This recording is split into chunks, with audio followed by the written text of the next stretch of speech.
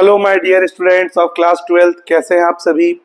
आज अकाउंट्स की वीडियो लेकर आया हूं मैं। जैसा कि आप जानते हैं वॉल्यूम 2 कर रहे हैं हम शेयर्स। परचेज कंसिडरेशन का पार्ट 1 मैंने बहुत अच्छे से आपको करवा दिया था। आज हम डिस्कस करेंगे परचेज कंसिडरेशन पार्ट 2। इसमें जाने से पहले कुछ बेसिक चीज आपको बताना चाहूंगा मैं। अब जब हम कोई बिजनेस परचेज करते हैं तो बताइए उसका एसेट भी मेरा, उसका लाइबिलिटी भी मेरा। जैसे फॉर एग्जांपल अभी अभी बीते कुछ समय में रिसेंटली टाटा एंटरप्राइजेस ने एयर इंडिया को परचेज कर लिया। तो एयर इंडिया के जितने भी प्लेन्स थे, जितने भी एसेट्स थे, जितने भी इक्विपमेंट्स थे, वो सब टाटा के। और एयर इंडिया के ऊपर जितना लोन था वो भी टाटा का। इसका मतलब whenever we purchase a business, then its assets also belongs to us and its liabilities are also taken by us। मतलब अगर हम कोई बिजनेस लेते हैं तो उसका एसेट भी हमारा, उसका लाइबिलिटी, उसका उधारी भी हमारा। ठीक है, यह कॉन्सेप्ट हमको ध्यान में रखना है, तब हमको बच्चों ये बहुत अच्छे से समझ में आएगा। चलिए देखते हैं। सबसे पहले मान लीजिए एक बिजनेस हमने परचेज किया। ठीक है, बिजनेस हमने परचेज किया, उसका एसेट था 5 लाख रुपीस। ठीक है, और उसका लाइबिलिटी था 2 लाख रुपीस। और इसको हमने खरीदा, यानी परचेज कंसीडरेशन। परचेज कंसीडरेशन मतलब पेमेंट, कि हमने इसको कितने में परचेज किया। हमने इसको परचेज किया 4 लाख में। मतलब हमें कितना पेमेंट करना है बच्चों? 4 लाख रुपए। तो सबसे पहले आप इसका निकालेंगे कैपिटल।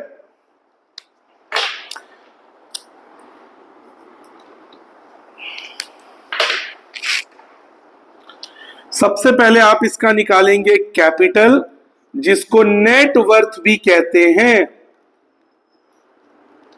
मतलब आप एसेट्स माइनस लाइबिलिटीज करेंगे।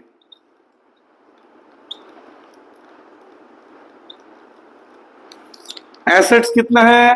5 लाख। लाइबिलिटी कितना है? 2 लाख। कितना आ गया? 3 लाख। इसका मतलब जो बिजनेस आपने परचेज किया उसका एसेट, उसकी प्रॉपर्टी 5 लाख की थी, उसकी उधारी भी 2 लाख थी, दोनों ही आपका है। तो आपको मिला कितना? 5 माइनस 2, आपको मिला 3 लाख का नेटवर्थ। और आप उसके लिए कितना पेमेंट कर रहे हैं? 4 लाख रुपए। तो आपको 1 लाख का नुकसान हुआ। आप पेमेंट कर रहे हैं ज्यादा और आपको मिल रहा है कम। इसका मतलब अगर परचेज कंसीडरेशन बड़ा है कैपिटल से, तो आपके लिए वो एक्सपेंस हो जाएगा। आप 1 लाख रुपए एक्स्ट्रा पेमेंट कर रहे हैं। आप पेमेंट कर रहे हैं 4 लाख, आपको मिल रहा है 3 लाख। तो जब भी ऐसा होगा तो हमेशा 1 लाख रुपए गुडविल में आएगा, और गुडविल जब भी आएगा वो डेबिट होगा। मतलब आप जो बिजनेस परचेज कर रहे हैं उसके आप 4 लाख रुपए दे रहे हैं, 3 लाख आपको मिल रहा है। तो आप 1 लाख जो एक्स्ट्रा पेमेंट कर रहे हैं वो किसके लिए कर रहे हैं? गुडविल के लिए, उस बिजनेस के रेप्यूटेशन के लिए। क्योंकि जब आप कोई बिजनेस परचेज करते हैं तो आप उसका नाम भी परचेज करते हैं। तो आप जो एक्स्ट्रा पेमेंट कर रहे हैं, जो एक्सेस पेमेंट कर रहे हैं, वो गुडविल के लिए कर रहे हैं, और गुडविल क्या हो जाएगा? डेबिट। ठीक है, अब इसका जर्नल एंट्री देखते हैं। ये दिख रहा है ये वाला पोर्शन। जर्नल एंट्री इसमें भी 2 ही होगा, only 2 journal entries.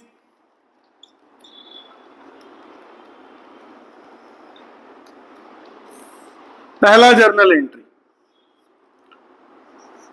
Asset account debit.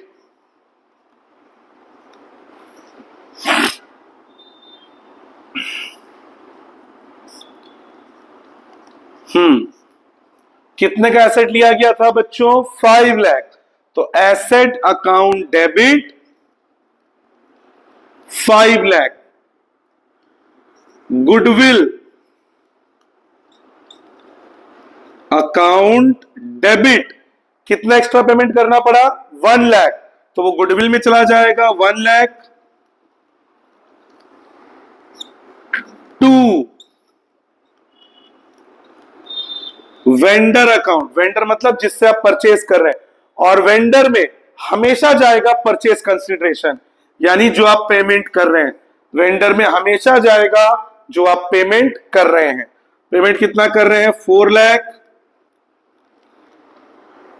2 liability, और लाइबिलिटी भी हमेशा क्या होता है बच्चों? क्रेडिट। कितना लाइबिलिटी था? 2 लाख। एसेट होगा डेबिट, लाइबिलिटी होगा क्रेडिट। 2 लाख मैच कर लीजिए, इधर भी 6 लाख, इधर भी 6 लाख। मतलब एसेट हमेशा डेबिट होगा। अगर एक्स्ट्रा पेमेंट कर रहे हैं तो जो एक्सेस पेमेंट है गुडविल, वो भी डेबिट हो जाएगा। वेंडर होगा क्रेडिट, और वेंडर के आगे हमेशा जाएगा परचेज कंसिडरेशन का अमाउंट। आप कितना पेमेंट कर रहे हैं? 4 लाख, और लाइबिलिटी भी होगा credit. Narration being asset purchased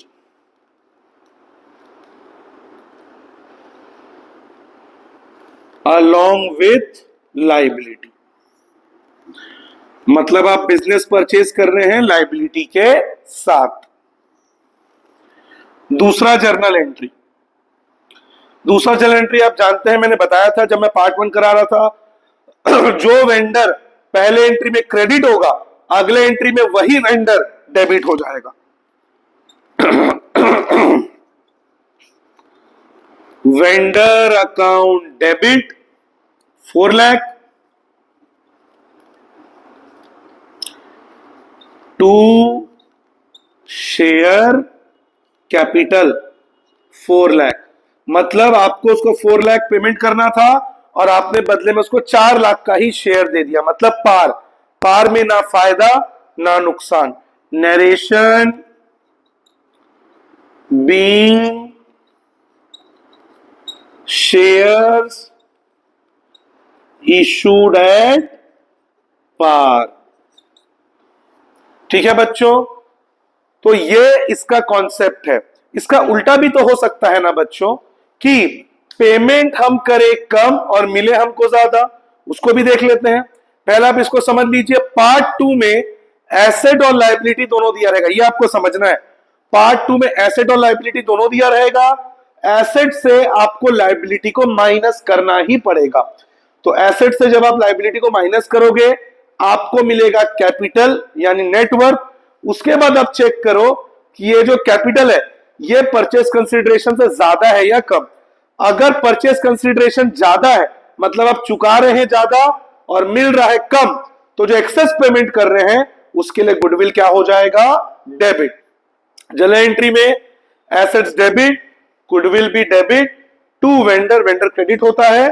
2 liability, और दूसरे एंट्री में vendor account debit, 2 share capital. ठीक है, इसी क्वेश्चन में ये जो अगला पार्ट है, मैंने जिसमें आपसे कहा कि अगर ऐसा भी हो सकता है बच्चों कि आप चुकाए ज्यादा और आपको मिले कम, ठीक है, जो हमने अभी देखा। सेकंड पार्ट में क्या होगा बच्चों? हम चुकाएंगे कम और हमें मिलेगा ज्यादा। देख लेते हैं उसको भी। ठीक है, जैसे मान लीजिए यहां पे जो एसेट है मान लेते हैं उसको 7 लाख। एसेट है 7 लाख। पहले आप इसका स्क्रीनशॉट ले लीजिए जो मैंने आपको सॉल्व कराया था। पहले आप उसका स्क्रीनशॉट ले लीजिए पूरा, जो अभी मैंने आपको सॉल्व कराया है। पहले आप इसका स्क्रीनशॉट ले लीजिए। अब मैं इसी को चेंज कर देता हूं, वैल्यूज को। फिर से बिजनेस परचेज किया, पर अब जो बिजनेस परचेज किया उसका एसेट है 7 lakh, liability 2 lakh, purchase consideration 4 lakh. तो सबसे पहले हम क्या करेंगे बच्चों? एसेट से लायबिलिटी को माइनस करेंगे। एसेट कितना है? 7 लाख। 7 इसमें से हम माइनस करेंगे लाइबिलिटी 2, 7 माइनस 2 5 लाख। मतलब हमको जो कैपिटल मिल रहा है वो कितना मिल रहा है 5 लाख, और हम पटा कितना रहे हैं 4 लाख। मतलब चुका रहे हैं कम और मिल रहा है ज्यादा। इसका मतलब आपका परचेस कंसीडरेशन कैपिटल से कम है। आप पेमेंट कम कर रहे हैं लेकिन आपको बिजनेस से वैल्यू ज्यादा मिल रहा है। कितना ज्यादा मिल रहा है माइनस कर दीजिए। पेमेंट से जो मिल रहा है 5 माइनस 4 कितना मिल रहा है आपको 1 लाख। तो ये आपके लिए प्रॉफिट है। सिंपल। जब आप चुकाते कम है और आपको मिलता ज्यादा है तो आपके लिए वो क्या है प्रॉफिट। और तब ये गुडविल डेबिट नहीं होगा, तब कैपिटल रिजर्व क्रेडिट हो जाएगा, क्योंकि आपके लिए फायदा है। जब नुकसान हो रहा था 1 लाख एक्स्ट्रा आप चुका रहे थे तो वो आपके लिए गुडविल डेबिट था। लेकिन अगर उल्टा हो जाए, आप चुकाए कम और आपको मिले ज्यादा, तो कैपिटल रिजर्व फायदे के हिसाब से क्या हो जाएगा क्रेडिट। अब इसका एंट्री देख लेते हैं फिर से। एसेट अकाउंट डेबिट, एसेट में कितना जाएगा 7 लाख, तो एसेट में डाल दिया मैंने 7 लाख। ठीक है। गुडविल अकाउंट तो आएगा नहीं बच्चों, क्योंकि गुडविल हुआ नहीं है, कैपिटल रिजर्व हुआ है। ठीक है।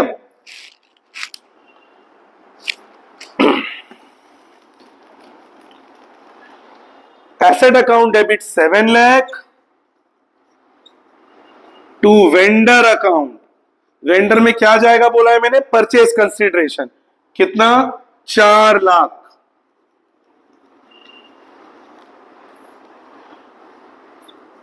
टू लाइबिलिटी अकाउंट, लाइबिलिटी कितना है 2 लाख।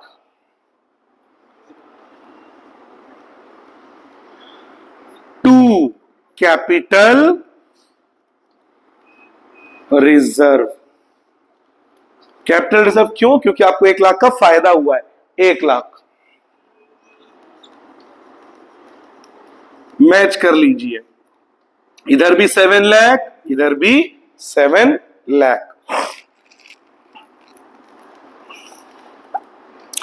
अगला, पहले एंट्री में वेंडर जितना डेबिट हुआ है, अगले एंट्री में वेंडर उतना ही क्रेडिट होगा। यानी सेम 4 लाख।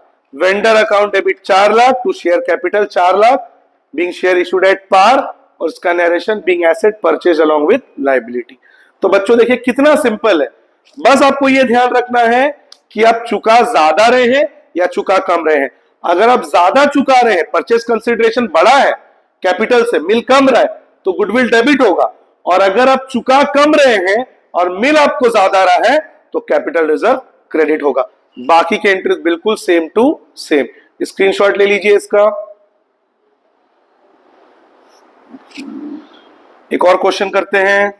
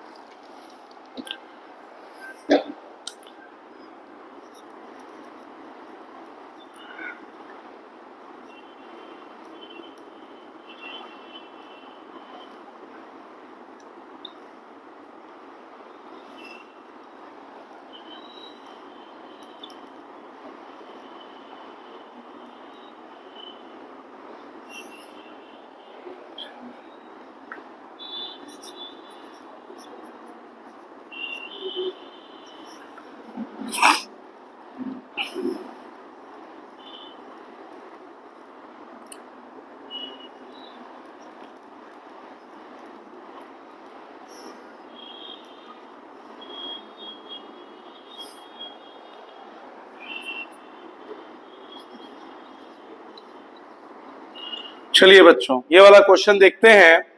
एसेट्स इस बार एक सिंगल अमाउंट नहीं दिया है, अलग अलग करके लिखा हुआ है। ठीक है।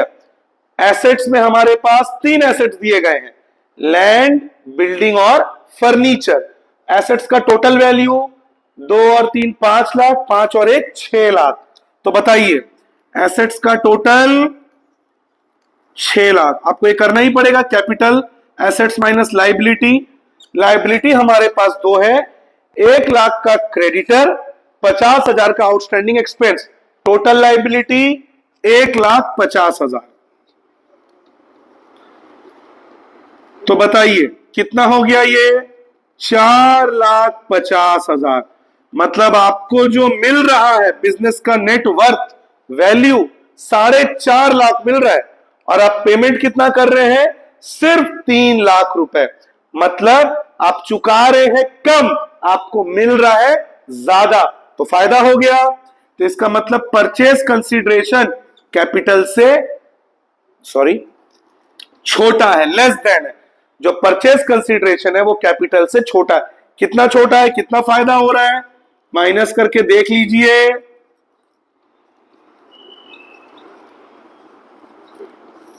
1,50,000 इतने का आपको फायदा हो रहा है, तो इसके लिए कैपिटल रिजर्व क्या हो जाएगा?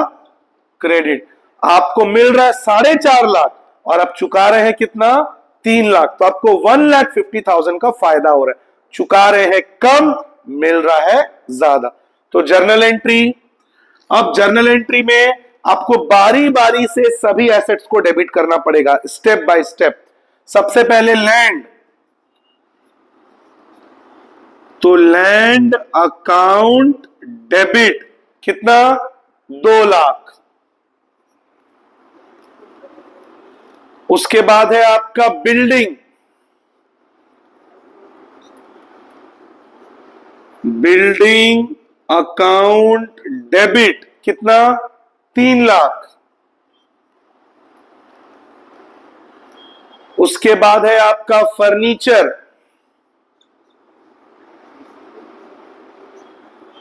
फर्नीचर अकाउंट डेबिट कितना? 1 लाख।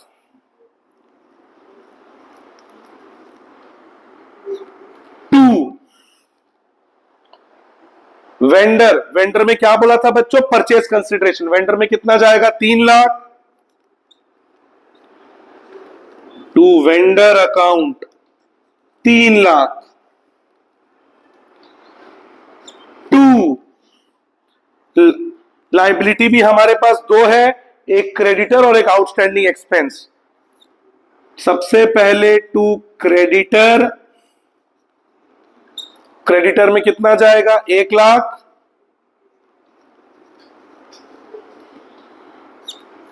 टू आउटस्टैंडिंग एक्सपेंस, उसमें जाएगा आपका 50,000।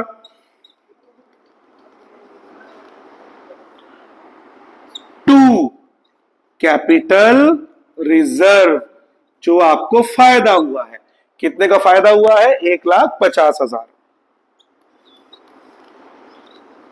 मैच कर लीजिए, इधर भी 6 लाख, इधर का टोटल भी 6 लाख। ठीक है, तो नरेशन इसका मैं यहां लिख दे रहा हूं, बीइंग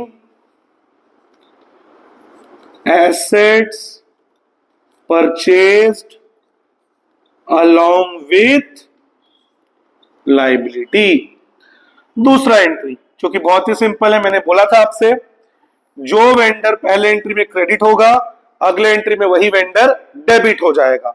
यानी वेंडर अकाउंट डेबिट कितना? जो आपको पेमेंट करना है 3 lakh. To share capital account 3 lakh.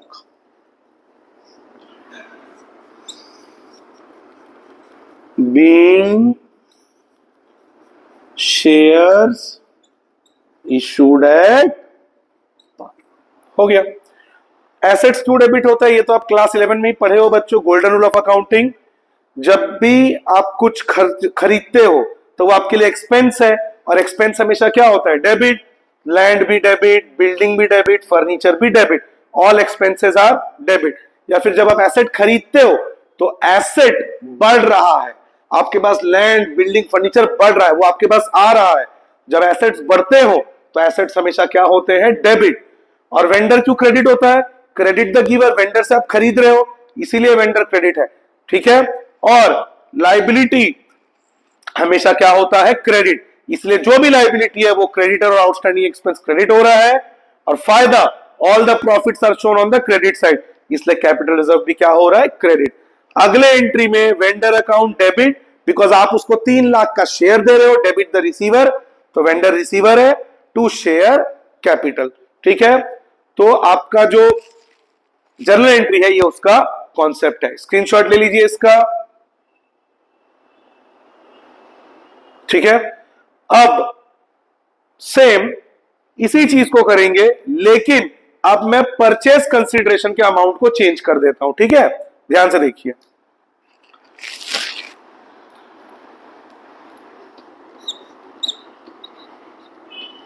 लीजिए, मतलब आपको पेमेंट इस बार कितना करना है? 7,50,000।